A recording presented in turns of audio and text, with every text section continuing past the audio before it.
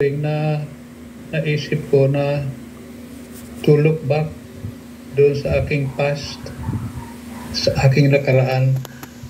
Kasi yung nakaraan ko, alam ko, permanente na, hindi na mabubura, hindi na maaalis, hindi na, it will be permanent. So something permanent in me is my past. Tinitingnan ko yung past ko, ano bang permanent na nakalagay na dito?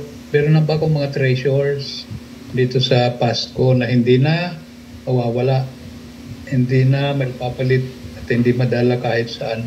Permanent na yan eh. So tinitingnan ko, may laman na ba yung past ko? So ang hiniisip ko na laman ay yung charity.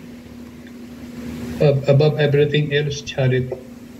So tinitingnan ko, may sapat na ba akong charity na ginawa sa buhay ko na hindi na mawawala. Yan. So, para mayroong materialis, yung past ko, importante pala yung present. Kasi yung past ko, ginagawa ko sa present time.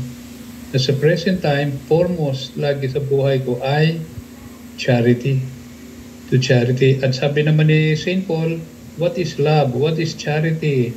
Sabi ni St. Paul, love is patient, love is kind, it is not jealous, not conceited, it's not proud, love is not ill-mannered or selfish or irritable, love does not keep a record of wrongs.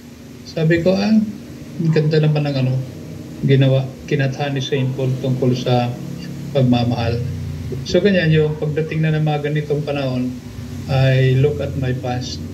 Meron na ba akong sapat na materials na dadalhin sa aking patutunguhan after this life? End of sharing.